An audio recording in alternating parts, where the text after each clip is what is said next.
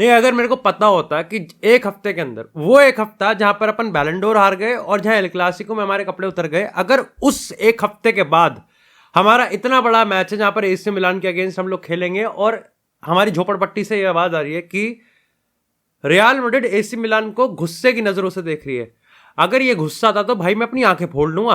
और सही बताऊं तो इनकी आंखों में गुस्सा नहीं था, इनकी आंखों में स्पम था। ये गलत ले गए। असल में बात ये है कि अभी तो जलील होना बाकी है भाई, अभी जलील होना बाकी है।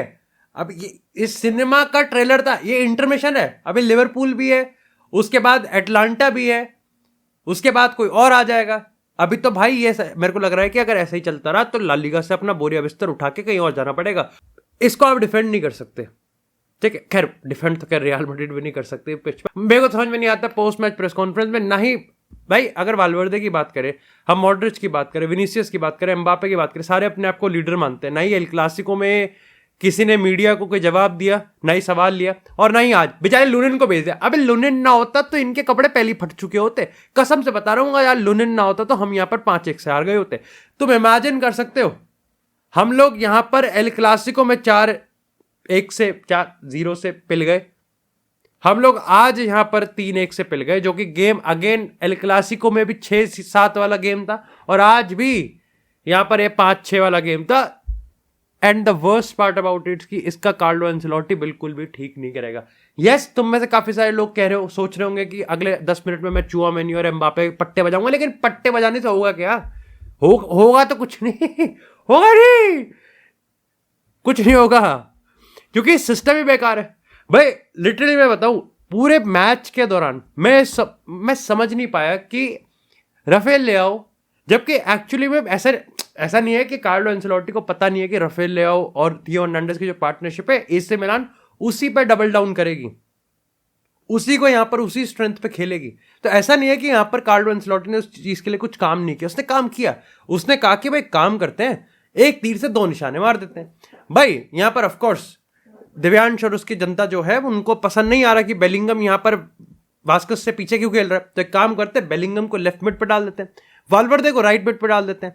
अब वाल्वर्दे इसने एक तीर से 2 निशाने इसलिए मारे कि ये चाहता था कि बेलिंगम यहां पर ऑफेंसिवली विनी और एम्बापे के करीब रहे, और ये चाहता था कि वाल्वर्दे के पास जो उसका लंग्स है, जो उसका इंजन है, वो इतना बेटर है कि वो यहां पर वास्कस के साथ डबल डाउन करके राफेल लेआओ को रोक सकता है। पर ऐसा कुछ खास हुआ नहीं भाई, हुआ नहीं। असल में प्रॉब्लम ये हुई कि इसके 2 सिनेरियोज बन चुके थे। जब वास्कस और वाल्वर्दे यहां पर एक बैक 5 क्रिएट करते थे, डबल डाउन करने की कोशिश करते थे कि भाई राफेल लेआओ को रोकेंगे, तब इतना स्पेस वैक्यूम क्रिएट होता था मिडफील्ड में, क्योंकि स्पेस नहीं है ना, सब खाली पड़ा हुआ है। वो 5 एट द बैक हो गई, एम्बापे विनीसियस आएंगे नहीं, बेलिंगम लेफ्ट साइडेड है, चुआमेनी और मॉड्रिच को इतना स्पेस कवर करना पड़ता है कि वो होगा ही नहीं, तो वो इतना स्पेस खाली है। और अगर बाय चांस वाल्वर्दे मिडफील्ड में आ गया तो खैर मिडफील्ड का प्रेस तो हमारा है, मिडफील्ड का जो हमारा प्रेस है उससे बेहतरीन प्रेस तो हमारा धोबी कर देता है, कसम से बता रहा हूं मैं, वो तो प्रेस ही नहीं है ना। और वास्कस और राफेल लेआओ जहां आपने अकेले में छोड़ दिया, बात तो खत्म है। वो तो हमने देखा किस तरीके से उसने चपटा कर दिया था, अलादीन की कारपेट बना दिया था, तिरपाल ही बना दिया था यहां पर लूकास वास्कस को। प्रॉब्लम ये पता है, मैं एम्बापे को पेलूंगा, बट एम्बापे को मैं कलेक्टिव एफर्ट में पेलूंगा। एम्बापे को मैं इसलिए नहीं पेलने वाला क्योंकि उसका गेम खराब था। उसका गेम पता है, टू बी ऑनेस्ट, उसका गेम एक्चुअली में आज शायद से विनीसियस से थोड़ा बेटर था। विनीसियस ने तो भाई आज जो लथाड़ा है, मेरे को तो लगता है कि अगले 1 हफ्ते उसको ट्विटर पे ही नहीं आना चाहिए। Whatever he is trying to do, like वो काम ही नहीं कर रहा था, वो आज बिल्कुल काम नहीं कर रहा था। चाहे वो आज सेल्फ खेलने के चक्कर में हो, चाहे वो जो चीज कर रहा था वो आज बिल्कुल काम नहीं कर रहा था। अगेन बेलिंगम की हम बात करें, बेलिंगम को जब तक आप आगे नहीं डालोगे, अभी तो नो मैंस लैंड में है बेलिंगम, ना ही वो यहां पर डिफेंसिवली, क्योंकि गंदे काम करवा रहा है, बस सिंपल सी बात है। मतलब अपने काले कर्मों को सफेद बनाने के चक्कर में कार्लो एंसेलोटी, और उस चक्कर में वो बेलिंगम को पूरी तरीके से सेक्रीफाइस कर रहा है। आज हमने एक चीज देखी थी कि वो ट्राई कर रहा था कि विनीसियस को लेफ्ट पे रखेंगे और एम्बापे को एज ए स्ट्राइकर लेकिन राइट ओरिएंटेड रखेंगे, और हमने देखा भी यहां पर जो 2-3 चांसेस उसके आए वो राइट साइड से ही आए। बट एम्बापे वहां पर यूज्ड टू ही नहीं है, गिवन द फैक्ट। बट क्या कर सकते हैं, करना तो यही पड़ेगा। मैं जितने भी लोगों की कमेंट्री सुन रहा था, मैं जितने लोगों की एनालिसिस देख रहा था, डेफिनेटली सबने इस चीज को पॉइंट आउट किया कि भाई एम्बापे जितने भी शॉट्स लेते हैं वो राइट साइड से, बट ना ही PSG में ना ही फ्रांस में वो राइट साइडेड कभी रहा ही नहीं। वो हमेशा लेफ्ट साइडेड से आके अंदर कटता था और फिर अपने जो उसका स्ट्रॉन्गर राइट फुट है उससे आके वो गोल मारता था। मड्रिड में नहीं कर सकता वो, वहां पर ऑलरेडी भी नीचे से खुद की फ्री किक में भागा भागा पास दे रहा है। आप कर सकते हो कि यहाँ पर of course it is Idar Militão, जिसको धक्का लग रहा है, ईडर मिलिटाओ कवर नहीं दे पा रहा, चूहा में नहीं, मतलब मोराटा के रन को मार्क नहीं कर पा रहा, मोराटा टैप इन मार के जा रहा है। बट एक गेम 4-5 गोलों का था और प्रेस आपका खराब है। आप अगर देखो, पॉइंट ये नहीं है कि आप मैं ये नहीं कह रहा कि आप क्लॉप की लिवरपूल के तरीके से प्रेस करो या फिर आप पेप की सिटी की तरह प्रेस करो, बट अगर आप प्रेस नहीं कर रहे तो एटलीस्ट कॉम्पैक्टनेस तो रखो। ऐसा तो नहीं है ना कि आज हमने यहाँ पर 3-1 से एसी मिलान देखा तो उन्होंने कोई बारसा वाला प्रेस करा। वो भी 5-3-2 में बैठ गए थे भाई, वो बैठ गए थे आराम से कुर्सी वुर्सी लेके। बट फिर भी जब भी उन्होंने काउंटर अटैक करने की कोशिश की तो इतने आराम से कैसे खुल गए। कुछ हद तक it was predicted, it was expected कि राफेल लियाओ वर्सेस लुकास वास्केस में अगर लड़ाई होगी तो हाँ, नहीं बोला जा रहा बट होगा, वही होगा। लेकिन अगर यहाँ पर अगर वाल्वर्दे और लुकास वास्केस राफेल लियाओ को नहीं रोक पाए। इसी के साथ राफेल लियाओ की बात करें, भाई क्या बेहतरीन प्लेयर है। आई नो राफेल लियाओ को लेके काफी ज्यादा क्रिटिसिज्म होता है कि भाई उससे डिफेंड नहीं होता, वो ट्रैक बैक नहीं करता, but it is the prime thing कि भाई आपको अपना सबसे बेहतरीन, सबसे थ्रेटनिंग प्लेयर चाहिए भी नहीं कि वो डिफेंड करे आके, आपको नहीं चाहिए। आपको अगर पता है कि राफेल लियाओ आउटलेट है और उसके पीछे अगर थियो हर्नांडेज जैसा फुल बैक है, जैसा विंग बैक है, खत्म है भाई। अगर राइंडर्स की बात करें जो कि मिडफील्डर, अगेन एब्सोल्युटली ब्रिलियंट। अगर हम थियाओ की बात करें, अगेन बढ़िया खेला। अगेन आप फोफाना की बात करोगे तो he was a single pivot. लेकिन प्रॉब्लम यह है कि यहां पर रियल मैड्रिड का ये गेम इतना ज्यादा पैसिव है, इतना ज्यादा खोखला है, क्योंकि इसमें सिस्टम नाम की कोई चीज नहीं है। फिर तुमको लग रहा है कि हमने विनीसियस को साइन कर रखा है, हमने एम्बापे को साइन कर रखा है, हमारे पास रोड्रिगो है, हम ब्राहिम दियास पिच पर है, रोड्रिगो भी पिच पर है, बेलिंगम भी पिच पे था एक टाइम तक। लेकिन लास्ट के 10 मिनट हम रूडिगर को एज अ स्ट्राइकर खिला रहे हैं। ये नौबत आ चुकी है। क्या ये एक राउंड ऑफ 16 का मैच है? क्या ये एक क्वार्टर फाइनल मैच है जहां पर हम हार रहे हैं, लास्ट के 5 मिनट में गोल चाहिए? ये चैंपियंस लीग का लीग स्टेज मैच है। अभी आगे लिवरपूल है, आगे अटलांटा है, क्या करोगे भाई? आगे ब्रेस्ट भी, वो हमारे दबा देगी।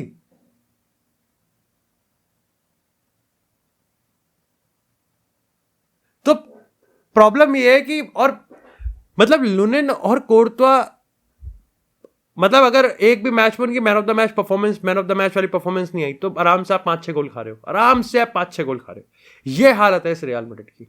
एंड द वर्स्ट पार्ट, जैसे मैंने शुरुआत में कहा कि ये ठीक नहीं करेगा, वो ये तुम लिख के ले लो, वो ठीक नहीं कर सकता। वो बस सेक्रीफाइस कर रहा है।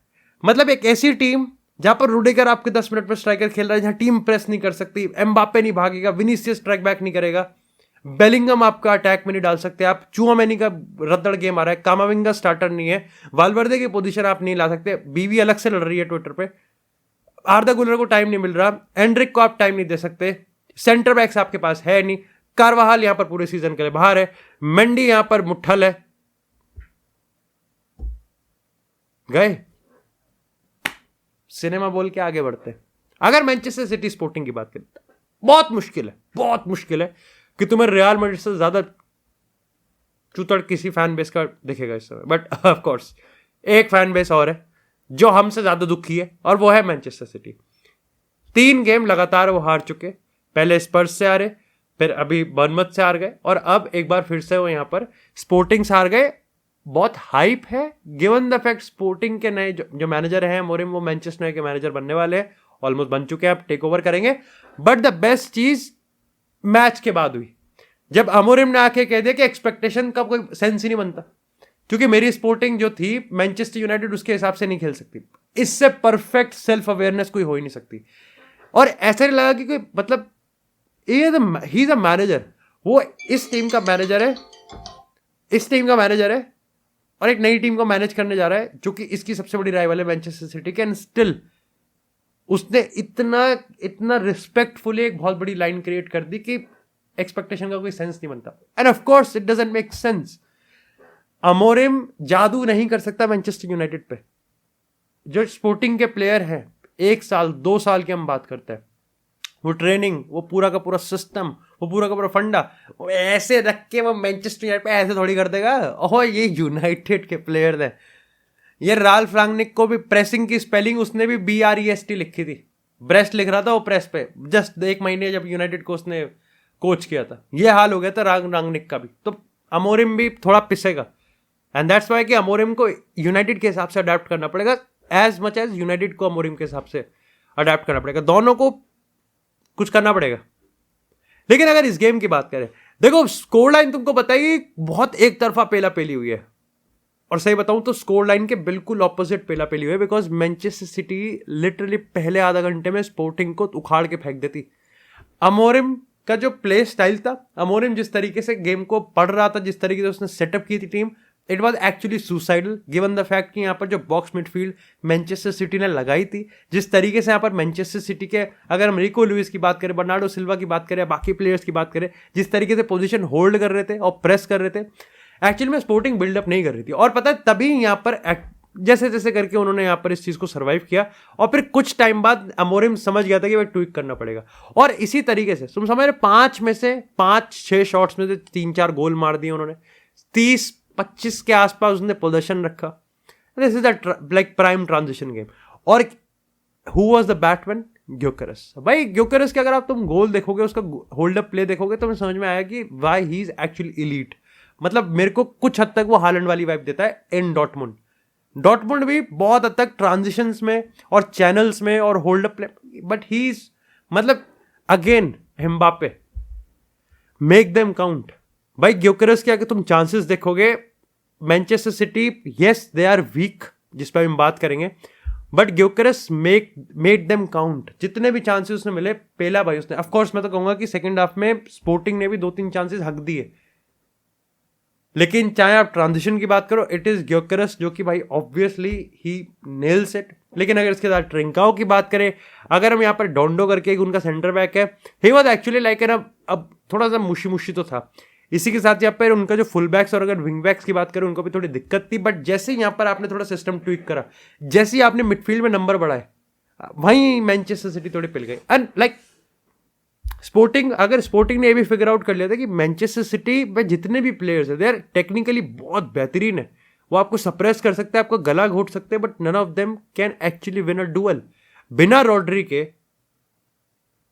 It's not just. और सही बताऊं तो मेरे को लगता है कहीं ना कहीं यहाँ पर देख, पहले यूलियन अल्वारेज है, उससे पहले गैब्रियल जेसूस, ये सब भी थोड़ा प्रेस कर देते थे, ये सब भी थोड़ा सा हालैंड के इर्द गिर्द मंडरा जाते थे। अब वो भी नहीं है। But again the point is simple भाई, कि यहां पर अगर आप देखोगे Manchester City they can not stop counter. Bournemouth का गेम देख लो, सिंपल पेल रहे थे वो काउंटर पे। स्पोर्टिंग का गेम देखो, सिंपल काउंटर पे पेल दिया उन्होंने। अगर आप टॉटनहम की बात करो, अगेन कुलुसेव्स्की ने खोल रखा था। सो मैनचेस्टर सिटी को भी किसी तरीके से यहां पर देखना पड़ेगा। एंड अगेन इट इज बहुत ज्यादा, इसका जो रीजन है वो यही है कि भाई ऑफकोर्स आपके प्लेयर्स इंजर्ड हैं, जैसे इंजरी से वापस आएंगे वो करना पड़ेगा, आपको वापस से इन्वर्ट करवाना पड़ेगा, जैसे तैसे करके आपको प्लेयर्स चाहिए जो कि डुअल हों। रॉड्री तो नहीं आएगा भाई सीजन, तो पेप को फिगर आउट करना पड़ेगा जैसे ना तैसे। बट अगर अभी तक चैंपियन लीग की बात करें, जो टीम फाइनलिस्ट या फिर जो टीम फेवरेट थी चैंपियन लीग जीतने के लिए, उनके लाले पड़े हुए हैं डायरेक्ट क्वालिफिकेशंस के लिए। पर्टिकुलरली अगर अपने मैं गिरबान में झांक के देखूं,